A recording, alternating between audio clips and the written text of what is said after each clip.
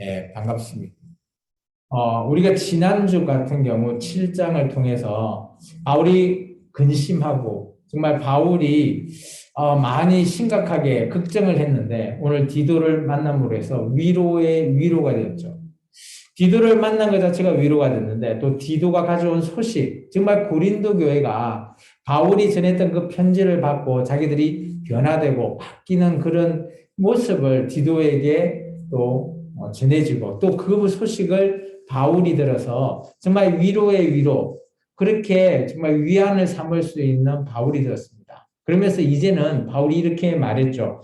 지난주 7장 16절처럼 내가 범사에 너희를 신뢰하겠다.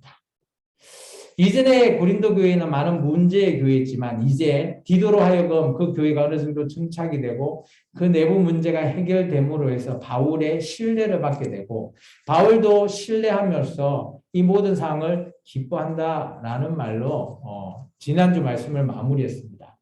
그리고 나서 바울은 또 다른 얘기로 그들에게 얘기하죠.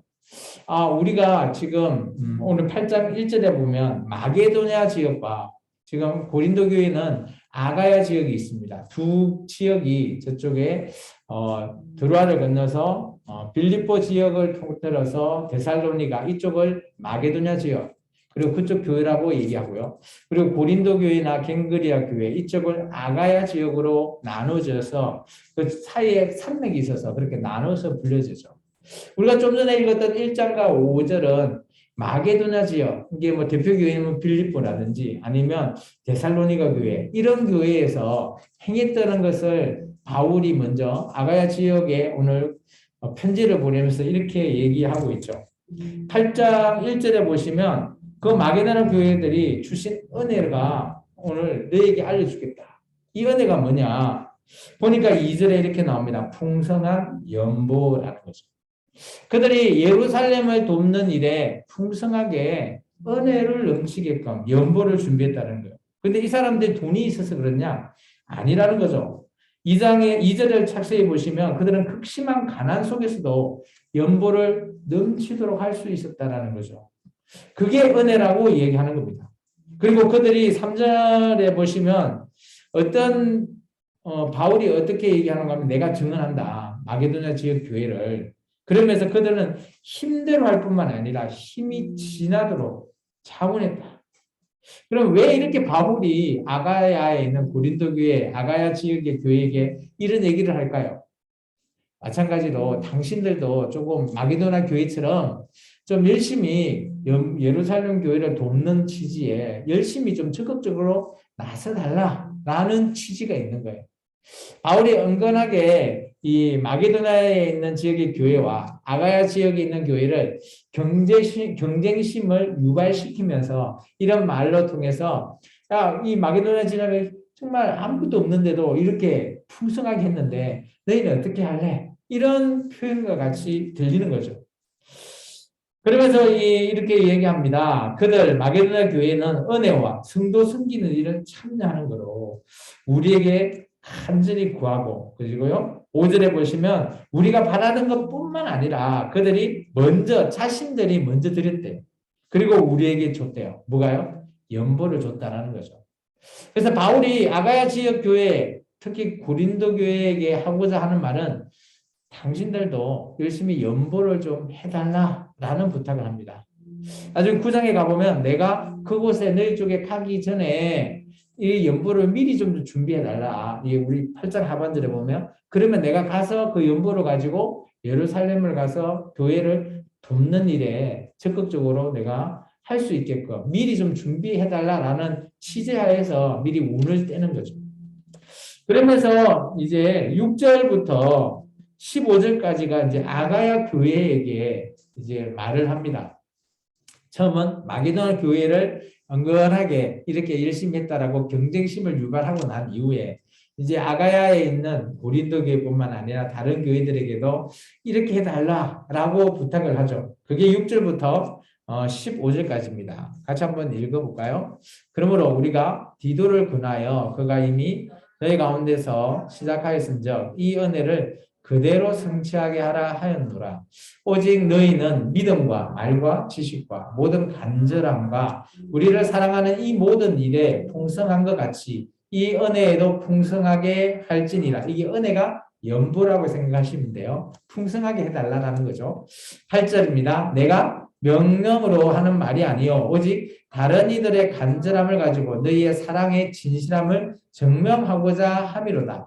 우리 주 예수 그리스도의 은혜를 너희가 알거니와 부유하신 이로서 너희를 위하여 가난하게 되심은 그의 가난함으로 말미암아 너희를 부유하게 하려 하심이라. 이 일에 관하여 나의 뜻을 알리노니 이 일은 너희에게 유익함이라. 너희가 1년 전에 행하기를 먼저 시작할 뿐 아니라 원하기도 하였은즉 이제는 하던 일을 성취할지니 마음에 원하던 같이 완성하되 있는 대로 하라. 할 마음만 있으면 있는 대로 받으실 터요 없는 것은 받지 아니하시리라. 이는 다른 사람들은 평안하게 하고 너희는 공고하게 하려는 것이 아니요 균등하게 하려 함이니 이제 너희의 넉넉한 것으로 그들의 부족한 것을 보충함은 후에 그들의 넉넉한 것으로 너희의 부족한 것을 보충하여 균등하게 하려 함이라. 기록된 것 같이 많이 거둔 자도 남지 아니하였고 적게 거둔 자도 모자라지 아니하였느니라. 아멘. 바울이 이런 표현을 쓰는 거 보면 아마 마게도냐 지역은 좀 가난한 것 같고요. 지금 우리가 좀 전에 읽었지만 이 아가야 지역은 어떻게 보면 이 당시 고린도 지역은 로마의 중간 어떻게 무역의 중심지다 보니까 어마어마하게 부가 많이 축적되었던 곳이었던 것 같아요. 그래서 오늘 너희가 부하다라는 표현을 계속 쓰고 있죠. 그렇지만 오늘 어떻게 해요? 너희가 자발적으로 하기를 원한다. 그리고 너희가 가진 걸 내가 강요하는 것이 아니다. 그리고 오늘 나중에 너희가 이 부유함이 나중에 너희가 가난해졌을 때 다시 넉넉하게 하는 균등하게 하기 위함이다라는 것을 바울이 얘기하죠. 그런 모든 것을 6절에 보시면 한 명의 인물이 나오죠. 디도. 내가 다시 디도를 보내겠다라는 거죠. 이게 이전에 디도가 고린도 교회 일을 해결하고 돌아오면서 바울을 만났잖아요. 그러면 이제 바울이 다시 디도를 다시 보낸 것 같아요. 고린도 교회로. 그러면서 이 연보에 대한 이 소식, 이게 우리가 지금 읽고 있는 고린도 후서의 이 편지를 다시 보낸 것 같아요. 그러면서 오늘 디도를 보내서 너희에게 다시 할 수 있게끔 해달라라는 말로 얘기하고 있죠. 그러면서 이것은 어때요? 연보라는 것은 8절에 이런 표현을 씁니다. 저는 이 표현이 괜찮다라고 보여져요. 우리가 구제나 연보 이런 누구를 돕는 일은 참 이런 마음이 없으면 안 되는 것 같죠. 8절 하반절에 보면 사랑의 진실함. 우리가 누구를 돕거나 하는 것은 우리의 사랑이 진실하지 않으면 어때요? 그것은 전혀 허구가 되고 또 그치레가 되는 뿐이죠. 그렇지만 정말 그 사람을 사랑하는 진실한 마음이 있을 때 그렇게 돕는 것은 오늘 어때요? 바울은 그것이 너를 증명한대요. 그러면 우리가 예수 그리스도 안에서 우리를 증명할 수 있는 길이 바로 이런 길이라는 것을 바울은 얘기하고 있는 거죠. 특히 이제 고린도 교회를 통해서도 이렇게 말하고 있습니다. 그러면서 이 고린도 교회가 연보를 안 했던 게 아닌 것 같아요. 10절을 읽어보면 1년 전에 행하기로 먼저 시작했던 것 같은데 원해서 시작했던 것 같아요. 그런데 이게 잘 안 이루어졌던 것 같습니다. 그래서 너희가 다시 한 번 더 내가 부탁을 하니까 다시 한번 너희가 연보에 대해서 좀 생각해서 풍성하게 좀 했으면 좋겠다라고 말하고 있습니다. 그러면서 이 연보에 대해서 아까 우리가 한 명을 소개했죠. 디도를 통해서 이제 준비하게 하는데 디도 혼자뿐만 아니라 좀 이제 조금 이따가 성경을 읽어볼 건데 한 3명 정도, 디도 포함해서 2명 그 정도의 사람을 포함해서 일단 준비를 좀 해달라. 연보 부탁할 수 있는 그런 준비위원 그런 형태로 세우는 것 같습니다. 그것이 이제 16절부터 24절의 내용이 나오고요. 그런 게 연보를 준비하면 내가 다음에 고린도 교회를 갔을 때 그 연보를 가지고 예루살렘 교회로 갈 수 있게끔 미리 좀 연보를 다 준비해 놓으면 좋겠다라는 게 바울의 생각이었던 것 같아요. 우리 16절부터 24절까지 한번 읽어보겠습니다. 그게 이제 바로 그런 내용이거든요. 같이 읽습니다. 너희를 위하여 같은 간절함을 디도의 마음에도 주시는 하나님께 감사하노니 그가 권함을 받고 더욱 간절함으로 자원하여 너희에게 나아갔고 또 그와 함께 그의 형제를 보내었으니 이 사람은 복음으로서 모든 교회에서 칭찬을 받은 자요. 여기 진짜 그 형제가 두 번째 사람인 것 같아요. 이름은 밝히지 않았어요. 세 번째요. 계속해서요. 이뿐 아니라 그의 동일한 주의 영광과 우리의 원을 나타내기 위하여 여러 교회의 택함을 받아 우리가 맡은 은혜의 일로 우리와 동행하는 자라. 이것을 조심함은 우리가 맡은 이 그에게 연보에 대하여 아무도 우리를 비방하지 못하게 하려 함이니. 이게 연보가 꽤 컸나 봐요. 그래서 어때요? 연보를 이게 돈이 많으면 사람이 욕심이 생기니까 믿을 만한 사람을 세워야 되잖아요. 그 사람이 디도 플러스 두 명이라는 거예요. 이게 그 사람 중에 한 명을 지금 소개하고 있는 거예요. 21절입니다. 이는 우리가 주 앞에서뿐 아니라 사람 앞에서도 선한 일에 조심하려 함이라. 또 그들과 함께 우리의 한 형제를 보내었느니 이게 이제 세 번째 때는 또 형제 한 명 더 얘기하는 거죠. 우리는 그가 여러 가지 일에 간절한 것을 여러 번 확인하였거니와 이제 그가 너희에게 크게 믿음으로 더욱 간절하니라. 디도로 말하면 나의 동료요 너희를 위하여 나의 동력자요 우리 형제들로 말하면 여러 교회의 사자들이요 그리스도의 영광이니라. 그러므로 너희는 여러 교회 앞에서 너희의 사랑과 너희에 대한 우리의 자랑의 증거를 그들에게 보이라. 그래서 오늘 보면 아마 연보 준비위원으로 디도 플러스 두 명을 세운 것 같아요. 그러면서 이 두 명에 대해서도 잠깐 소개하죠. 18절에 나오는 한 형제에 대해서 이 사람은 교회에서 칭찬받는 모든 사람에게 칭찬받고요. 또 어떤 뭐 이런 은혜로운 일을 할 때 늘 교회 택함을 받아서 동행할 수 있는 이게 어떻게 보면 교회에서 추천했던 사람 중에 한 명으로 보여집니다. 그리고 이제 아까 제가 얘기했지만 연보는 돈이 아마 많았던 것 같아요. 어마어마한 큰 액수다 보니까 믿지 못하는 사람을 세울 수 없기 때문에 교회에서도 고린도 교회에서도 충분히 믿을 만한 사람이라고 생각됩니다. 이 한 형제. 그리고 22절에 보면 또 한 형제가 소개되죠. 이 형제 같은 경우도 바울이 이렇게 얘기합니다. 이 형제 같은 경우 여러 번 간절한 것을 우리가 확인했다는 거예요. 그러니까 아마 바울도 충분히 이 준비하고 이런 연보에 대해서 할 수 있는 동력자 그리고 믿을 만한 사람을 충분히 많이 확인해 본 것 같아요. 그래서 저는 이거 보고 앞으로 우리 교회 생명나무 교회도 주님의 일에 세워지는 직분이나 그런 일을 하기 위한 그런 자를 세울 때는 교회에서 정말 믿을 만한 추천하는 자들을 세워야 되겠다. 그렇게 생각되었습니다. 물론 그렇게 다 세우고 있죠. 그래서 아무나 시간 지나서 세우고 이런 것보다 교회에서 추천하고 이 사람 같으면 충분히 우리가 믿을 만하고 확인도 해줄 수 있는 증거가 될 만한 사람이요. 라는 자들을 세우는 게 정말 바울의 어떻게 보면 방식으로 제가 좀 보여지거든요. 그리고 또 놀라운 거는 이렇게 얘기합니다. 이제 반대로 이제 고린도 교회에 이 세 명이 있잖아요. 이 세 명을 향해서 반대로 고린도 교회 여러분들이 이제는 여러분의 믿음을 이 세 사람한테 보이십시오. 라고 말합니다.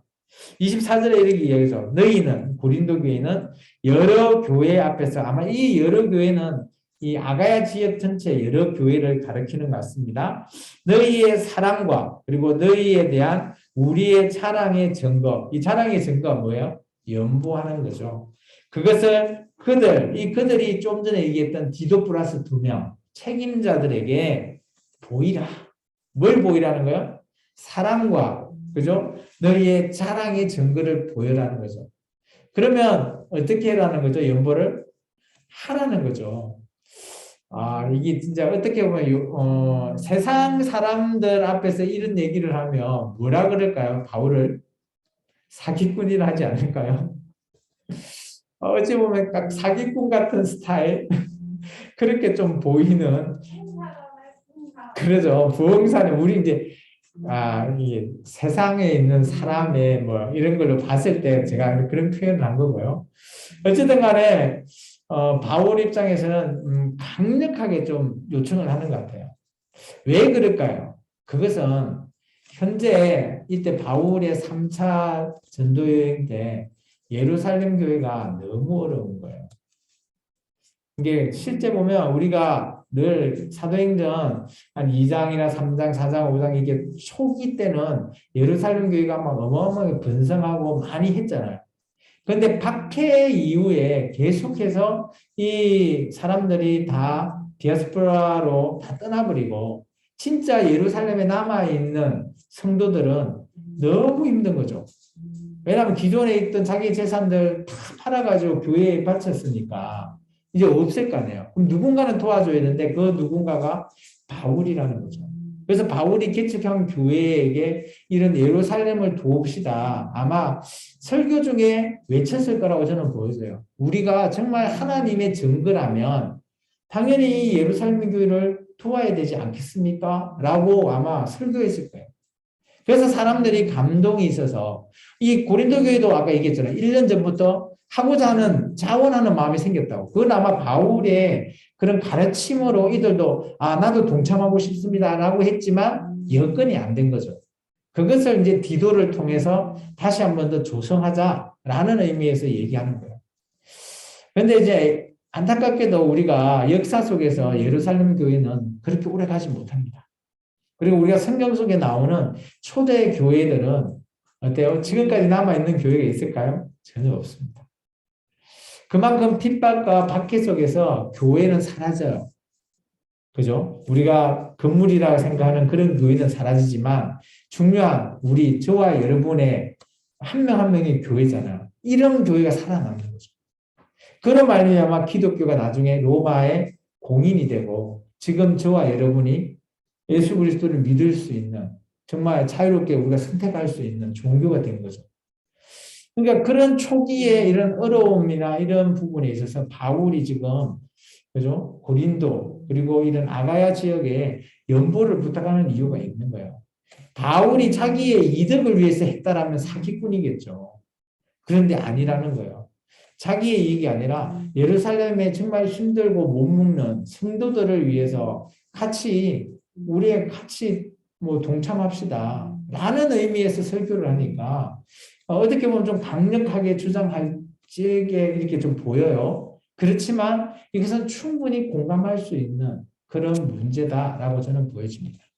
그래서 오늘 이 연보 문제는 이제 나중에 9장도 계속 나오는데 오늘 8장까지 내용을 잠깐 정리하고 9장은 다음 시간에 알아보도록 하겠습니다. 오늘 8장의 주요 한 세 가지 정도로 요약하면 이런 거예요. 첫 번째는 마게도나 지역, 빌립보나 데살로니가 교회들은 연보를 잘하고 있는 것 같아요. 근데 그쪽은 조금 사는 그런 형편이 어려운 것 같아요. 그래도 그들은 풍성하게 연보를 했다라는 바울의 표현을 빌자면 그들은 그래도 예루살렘 교회를 위해서 기도하면서 열심히 연보를 이렇게 준비한 것 같고요. 그런데 이제 두 번째 이제 아가야 지역에게 바울이 부탁을 하는 거죠. 근데 아가야 지역은 마게도나 지역보다는 좀 더 잘 사는 것 같이 보여져요. 이 말씀을 봐서도. 그래서 이제 이 아가야 지역에도 내가 강요하는 건 아니다라고 하는데 은근슬쩍 읽어보면 좀 반강제적인 부분도 없지 않아 보이긴 하지만 예? 이게 아가야인데 아기야 오타가 났네요. 어쨌든 아가야 지역의 교회에게도 연보를 재차 당부하는 내용을 얘기하고 있습니다. 그 당부하는 내용을 두 가지죠. 사랑의 진실함 그리고 우리의 자랑. 이 두 가지가 어떻게 보면 그리스도인이 갖추어야 될 덕목이라고 저는 보여져요. 그러면서 세 번째 간절함으로 좀 해달라. 그리고 디도 플러스 2명의 책임자들과 함께 좀 준비해달라라고 부탁합니다. 그러면 진짜 9장에 가보면 내가 다시 너희한테 들렸을 때 그 연보를 가지고 예루살렘을 도울 수 있는 그런 일을 바로 순리가 잘 진행될 수 있게 좀 해달라라고 부탁이 9장에 나옵니다. 그래서 9장까지 해서 이제 다음 시간에 연보의 이유 부분을 조금 설명하고 있습니다. 그럼 다음 시간에 저희가 알아볼까 합니다. 기도하겠습니다. 주님 감사합니다. 오늘도 귀한 말씀으로